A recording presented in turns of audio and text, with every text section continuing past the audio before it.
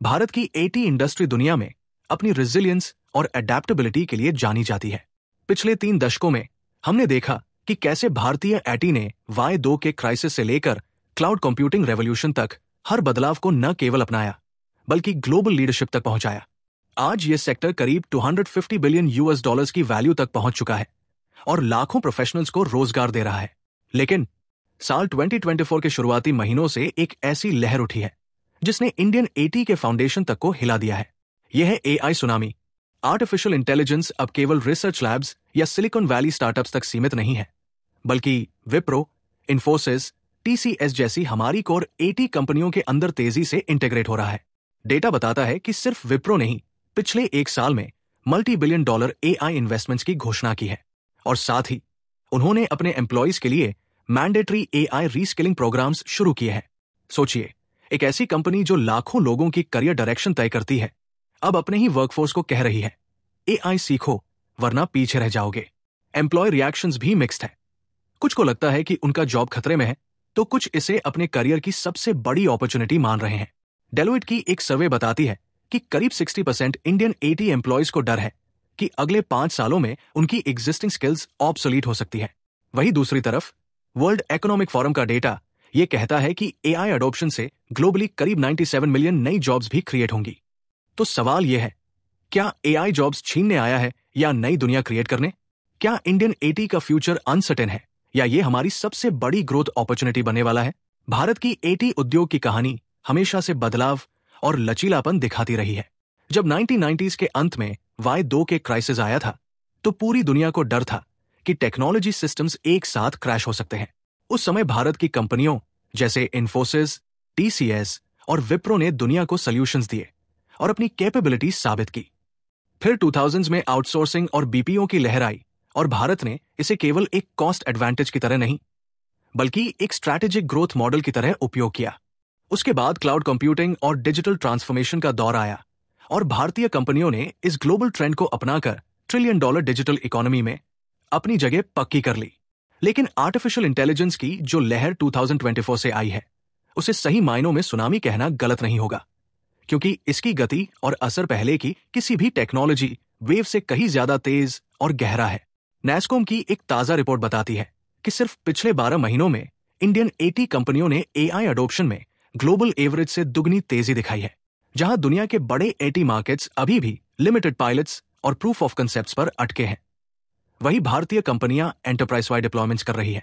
विप्रो ने 2024 में ऐलान किया कि वे अगले 3 सालों में एआई और जेनरेटिव एआई टेक्नोलॉजीज पर $1 बिलियन से अधिक निवेश करेंगे। इस निवेश का बड़ा हिस्सा 3 दिशा में जाएगा। इंटरनल प्रोडक्टिविटी बढ़ाने के लिए एआई टूल्स, क्लाइंट्स को नए एआई सॉल्यूशंस देने के लिए सर्विस इनोवेशन और वर्कफोर्स को रीस्किल करने के लिए ग्लोबल लर्निंग प्लेटफॉर्म्स। इन्फोसिस ने भी उसी साल करीब 40,000 एम्प्लॉयज के लिए एआई रीस्किलिंग प्रोग्राम शुरू किया, जिसमें generative AI, machine learning operations और प्रॉम्प्ट इंजीनियरिंग जैसे सब्जेक्ट्स पर मैंडेटरी ट्रेनिंग मॉड्यूल्स बनाए गए। टीसीएस ने अपने इंटरनल डिलीवरी सिस्टम्स में एआई ऑटोमेशन लगाकर प्रोजेक्ट टर्न अराउंड टाइम को औसतन 25% तक घटा लिया। एआई अडॉप्शन का ये तेज बदलाव केवल टेक्नोलॉजी तक सीमित नहीं है, बल्कि एम्प्लॉय साइकोलॉजी तक भी पहुंच चुका है।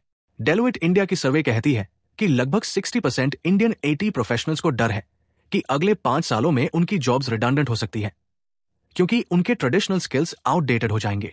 वही 35% प्रोफेशनल्स इस एआई वेव को अपने करियर ग्रोथ का सबसे बड़ा एनेबलर मानते हैं। और खास बात यह है कि 45% फ्रेशर्स और यंग ग्रेजुएट्स इसे एडवांटेज के रूप में देख रहे हैं, क्योंकि उनके लिए नए स्किल्स सीखना अपेक्षाकृत आसान है।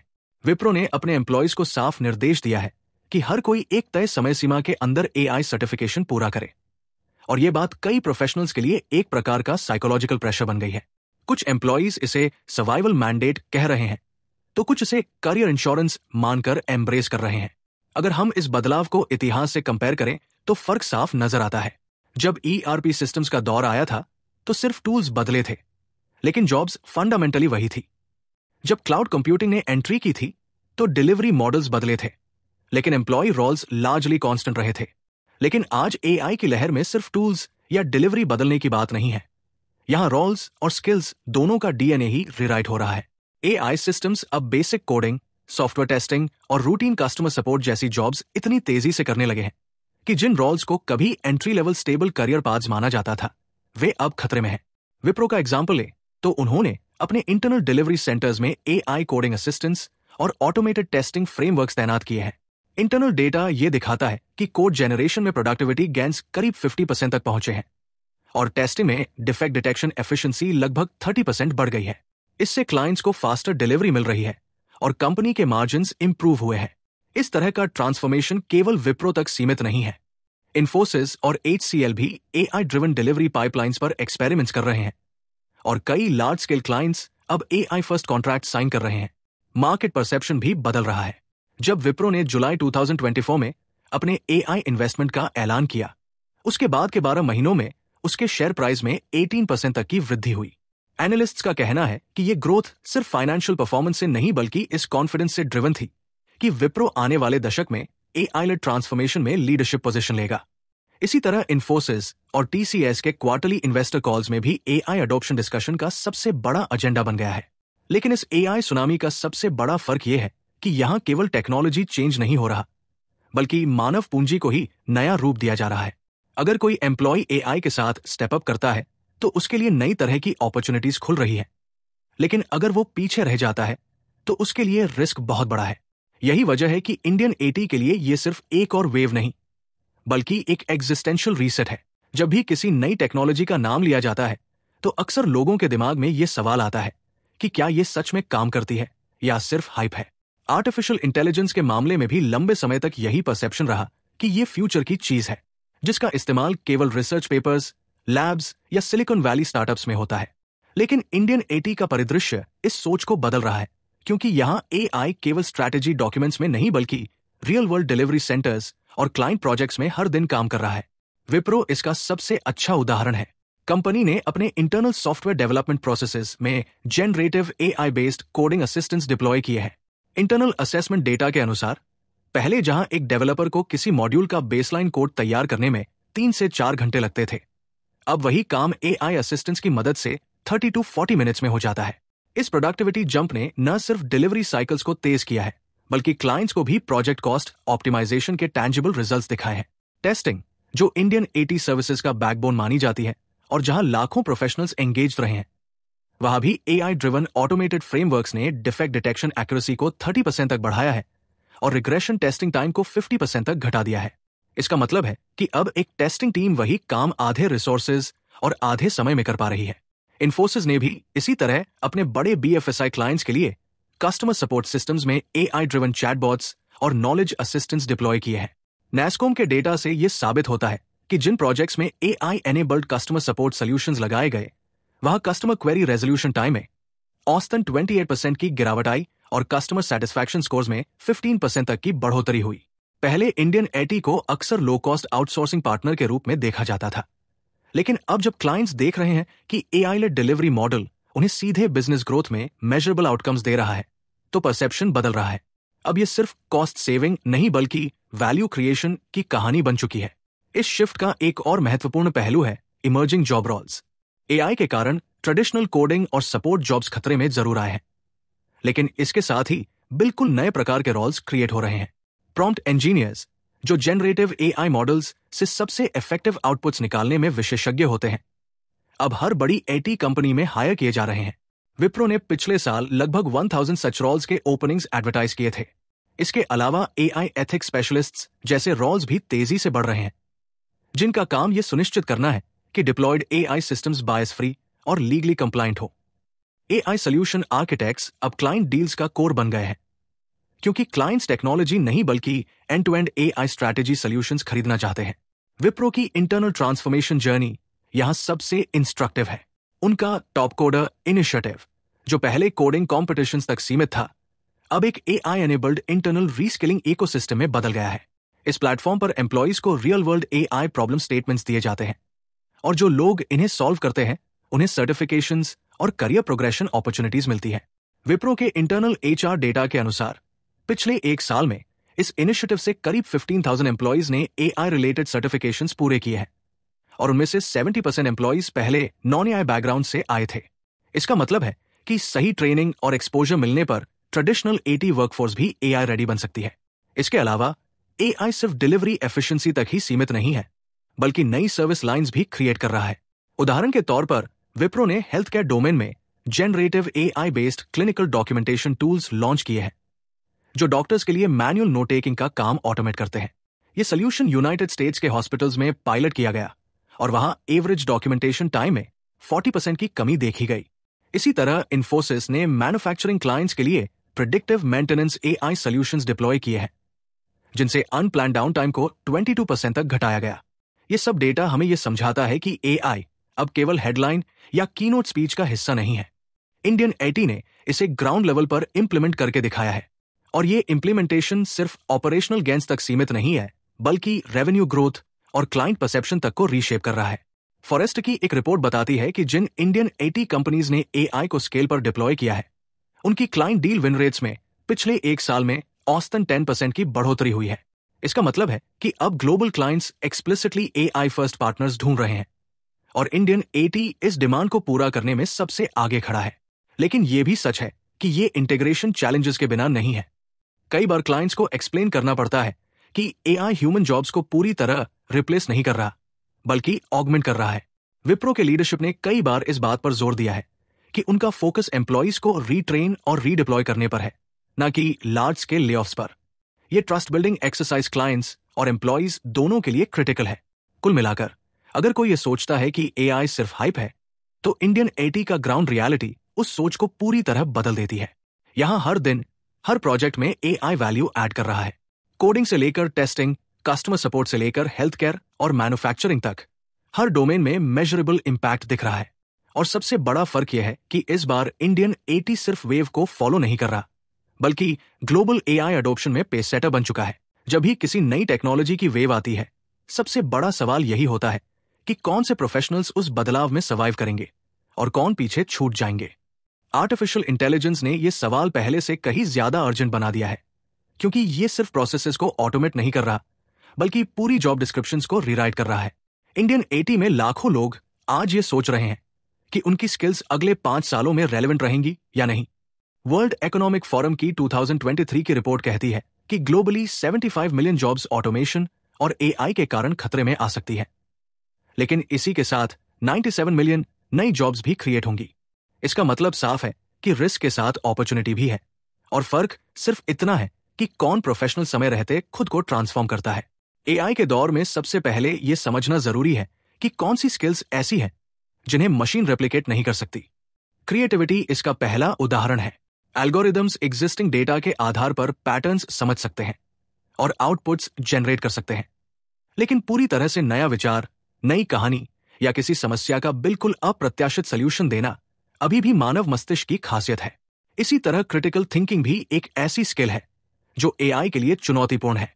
जब किसी कॉम्प्लेक्स बिजनेस प्रॉब्लम में मल्टीपल स्टेक होल्डर्स और कॉन्फ्लिक्टिंग प्रायोरिटीज हो, तब निर्णय लेने की क्षमता सिर्फ डेटा प्रोसेसिंग से नहीं आती, बल्कि जजमेंट, अनुभव और इंट्यूशन से आती है। इमोशनल इंटेलिजेंस भी वैसी ही एक कैपेबिलिटी है, जहां मानव एम्पैथी, नेगोशिएशन और कॉन्फ्लिक्ट रेजोल्यूशन के जरिए वर्कप्लेस डायनामिक्स को संभाल सकता है। विप्रो ने अपने इंटरनल ट्रेनिंग प्रोग्राम्स में इन तीनों नॉन टेक्निकल स्किल्स को कोर प्रायोरिटी बनाया है। उनका मानना है कि फ्यूचर रेडी वर्कफोर्स वही होगी जिसमें टेक्निकल एक्सपर्टीज के साथ साथ क्रिटिकल थिंकिंग और इमोशनल इंटेलिजेंस का ब्लेंड मौजूद होगा। लेकिन सिर्फ सॉफ्ट स्किल्स से काम नहीं चलेगा। टेक्निकल स्किल सेट्स की डिमांड भी तेजी से बदल रही है। एडवांस्ड डेटा एनालिटिक्स आज हर इंडस्ट्री के लिए एक फंडामेंटल रिक्वायरमेंट बन चुका है। इंडियन एटी कंपनीज के क्लाइंट्स चाहते हैं कि एआई सॉल्यूशंस केवल ऑटोमेट न करें, बल्कि इनसाइट्स भी जनरेट करें। इसके लिए वर्कफोर्स को स्टैटिस्टिक्स, डेटा विजुअलाइजेशन और प्रिडिक्टिव मॉडलिंग जैसी कैपेबिलिटीज आनी चाहिए। मशीन लर्निंग ऑपरेशंस या एमएलओपीएस भी एक हाई डिमांड एरिया बन गया है।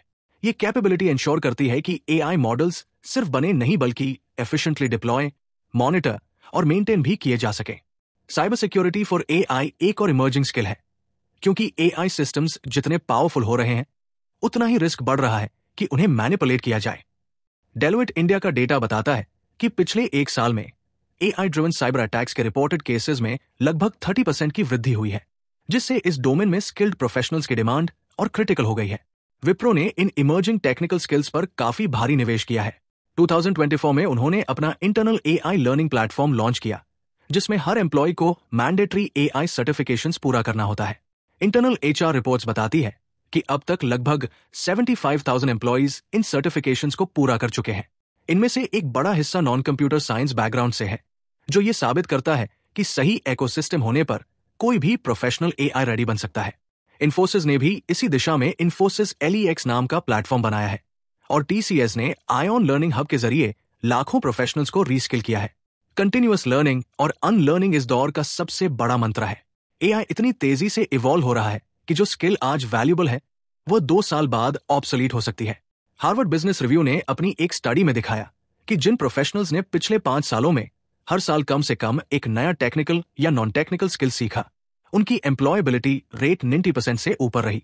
इसके मुकाबले जिन लोगों ने लर्निंग इन्वेस्टमेंट नहीं किया, उनकी एम्प्लॉयबिलिटी सिर्फ 50% पर टिक गई। इंडियन 80 कंपनीज इस इनसाइट को समझ चुकी है और अब एम्प्लॉयज के लिए कंटिन्यूअस स्किलिंग को कंपलसरी बना रही है। फ्यूचर रेडी प्रोफेशनल बनने का मतलब है हाइब्रिड स्किल सेट्स डेवलप करना। उदाहरण के लिए, अगर कोई फाइनेंस डोमेन का एक्सपर्ट है और वो एआई ड्रिवन एनालिटिक्स में स्किल हो जाता है, तो उसकी डिमांड एक्सपोनेंशियली बढ़ जाती है। हेल्थ केयर सेक्टर में भी वही प्रोफेशनल ज्यादा वैल्यूएबल होगा जो क्लिनिकल नॉलेज के साथ साथ एआई बेस्ड डायग्नोस्टिक्स को समझ सके। इसी तरह मैन्युफैक्चरिंग में मैकेनिकल इंजीनियर्स अगर प्रेडिक्टिव एआई सिस्टम्स को ऑपरेट करना सीख ले तो वे ग्लोबल प्रोजेक्ट्स के लिए इंडिस्पेंसिबल बन जाते हैं। कई सक्सेस स्टोरीज भी इस बदलाव की ताकत को दिखाती है। विप्रो के एक एम्प्लॉय जो पहले मैनुअल टेस्टिंग में काम करते थे, उन्होंने इंटरनल एआई सर्टिफिकेशन करके प्रॉम्प्ट इंजीनियरिंग में स्पेशलाइजेशन किया। आज वे उसी कंपनी में एआई सोल्यूशन आर्किटेक्ट के तौर पर क्लाइंट्स के साथ $multi-million डील्स हैंडल कर रहे हैं। इन्फोसिस में भी ऐसे एम्प्लॉयज की कहानियां हैं जिन्होंने बेसिक कोडिंग से शुरुआत की थी, लेकिन अब generative AI based client solutions बना रहे हैं। ये रियल वर्ल्ड एग्जांपल्स प्रोफेशनल्स को ये कॉन्फिडेंस देते हैं कि बदलाव डराने वाला नहीं बल्कि करियर ग्रोथ का सबसे बड़ा अवसर है। कुल मिलाकर एआई प्रूफ प्रोफेशनल वही है जो 3 स्तरों पर खुद को तैयार करता है। पहला, वो ऐसी ह्यूमन सेंट्रिक कैपेबिलिटीज पर ध्यान देता है जिन्हें कोई मशीन रेप्लिकेट नहीं कर सकती। दूसरा, वो कंटिन्यूअसली इमर्जिंग टेक्निकल स्किल्स में इन्वेस्ट करता है ताकि मार्केट डिमांड के साथ अलाइन रहे। और तीसरा, वो खुद को लाइफ लॉन्ग लर्नर मानकर हर नए बदलाव के साथ खुद को इवॉल्व करता रहता है। इंडियन 80 की कंपनियां जैसे विप्रो, इन्फोसिस और TCS इस जर्नी को एनेबल करने के लिए मैसिव स्केल पर प्रोग्राम्स चला रही है। सवाल सिर्फ इतना है कि क्या इंडिविजुअल प्रोफेशनल इस अपॉर्चुनिटी को टाइमली ग्रैब कर पाता है या नहीं। आर्टिफिशियल इंटेलिजेंस का ये दौर केवल उत्साह और नई संभावनाओं से भरा नहीं है, बल्कि इसके साथ कई तरह की चुनौतियां भी जुड़ी हुई है। इंडियन 80 कंपनीज इन चुनौतियों का सामना कर रही है और साथ ही इन्हें अवसरों में बदलने की कोशिश भी कर रही है। सबसे बड़ी चुनौती है जॉब डिस्प्लेसमेंट की। मैकिन्सी की 2024 की रिपोर्ट बताती है कि भारत में 80 सेक्टर की लगभग 25% रूटीन जॉब्स आने वाले 5 से 7 सालों में ऑटोमेशन से प्रभावित हो सकती है। इसका मतलब है कि टेस्टिंग, मेंटेनेंस और बेसिक कोडिंग जैसे क्षेत्रों में काम करने वाले लाखों प्रोफेशनल्स को अपनी एग्जिस्टिंग जॉब्स खतरे में लग रही है। डेलोइट इंडिया की सर्वे के अनुसार इंडियन 80 एम्प्लॉयज में से लगभग 60% को लगता है कि उनकी वर्तमान स्किल सेट अगले 5 सालों में ऑब्सोलीट हो जाएगी। ये डर वास्तविक है क्योंकि जनरेटिव एआई कोडिंग असिस्टेंट्स अब एंट्री लेवल प्रोग्रामर्स का बहुत सा काम खुद करने लगे हैं और automated testing frameworks manual testers की जगह ले रहे हैं। लेकिन इस चुनौती के बीच अवसर भी छुपा हुआ है। विप्रो ने इसे समझते हुए एक अलग स्ट्रैटेजी अपनाई है। उन्होंने लेऑफ्स की बजाय रीडिप्लॉयमेंट का रास्ता चुना है। इंटरनल एचआर रिपोर्ट्स दिखाती है कि पिछले 12 महीनों में जिन एम्प्लॉयज की रोल्स ऑटोमेशन से रिडंडेंट हो रही थी, उनमें से लगभग 70% को नए एआई सेंट्रिक प्रोजेक्ट्स में रीस्किल और रीडिप्लॉय किया गया। उदाहरण के लिए, जो लोग पहले मैनुअल टेस्टिंग कर रहे थे, उन्हें AI driven testing frameworks operate करना सिखाया गया और जो लोग बेसिक कोडिंग कर रहे थे, उन्हें प्रॉम्प्ट इंजीनियरिंग और एआई असिस्टेड डेवलपमेंट टूल्स में ट्रेन किया गया। यह स्ट्रैटेजी न केवल जॉब लॉसेस को कम करती है, बल्कि वर्कफोर्स को भी फ्यूचर रेडी बनाती है। इंडस्ट्री लेवल पर भी बड़े बदलाव हो रहे हैं। नेस्कॉम और गवर्नमेंट ऑफ इंडिया ने मिलकर फ्यूचर स्किल्स प्राइम इनिशिएटिव शुरू किया है, जिसके तहत लाखों 80 प्रोफेशनल्स को इमर्जिंग टेक्नोलॉजीज जैसे एआई, ब्लॉकचेन और साइबर सिक्योरिटी में रीस्किल करने का लक्ष्य रखा गया है। Ministry of electronics and eighty की रिपोर्ट बताती है कि अब तक इस इनिशिएटिव से 2 मिलियन लर्नर्स जुड़ चुके हैं और इनमें से लगभग 40% लर्नर्स वर्किंग 80 प्रोफेशनल्स हैं। सरकार का विजन यह है कि इंडिया न केवल 80 आउटसोर्सिंग हब बना रहे, बल्कि एआई इनोवेशन हब भी बने। इसके लिए आईआईटीज और आईआईटीज के साथ पार्टनरशिप्स बनाई गई है, जहां AI फोकस्ड करिकुलम और रिसर्च प्रोग्राम्स तेजी से विकसित किए जा रहे हैं। विप्रो जैसी कंपनियां इन इंस्टीट्यूशंस के साथ मिलकर स्पेशल ट्रेनिंग प्रोग्राम्स चला रही हैं ताकि एकेडमिक नॉलेज और इंडस्ट्री रिक्वायरमेंट्स के बीच गैप कम किया जा सके। ग्लोबल इन्वेस्टर्स भी इस ट्रांजिशन को अपॉर्चुनिटी की तरह देख रहे हैं। PwC की एक स्टडी कहती है कि AI अगले 15 इयर्स में इंडियन इकोनॉमी में करीब $1 ट्रिलियन तक का योगदान कर सकता है। यह प्रोजेक्शन केवल तभी संभव होगा जब वर्कफोर्स रीस्किल होकर इस अपॉर्चुनिटी को कैप्चर कर पाए। इसी वजह से फॉरेन डायरेक्ट इन्वेस्टमेंट इनफ्लोज में भी AI लिंक्ड प्रोजेक्ट्स का शेयर लगातार बढ़ रहा है। विप्रो और इन्फोसिस ने पिछले साल यूनाइटेड स्टेट्स और यूरोप के क्लाइंट्स के साथ जो नए कॉन्ट्रैक्ट साइन किए, उनमें से अधिकतर एक्सप्लिसिटली AI फर्स्ट सॉल्यूशंस के लिए थे। इसका मतलब यह है कि ग्लोबल डिमांड अब ट्रेडिशनल AT सर्विसेज की बजाय AI लेड ट्रांसफॉर्मेशन के लिए है और इंडियन कंपनीज इस डिमांड को फुलफिल करने में सबसे आगे है। लेकिन ट्रांजिशन स्मूथ नहीं है। एम्प्लॉयज को रीट्रेन करना आसान नहीं होता, खासकर तब जब वे प्रोफेशनल्स टू डेकेड से एक ही रोल में काम कर रहे हों।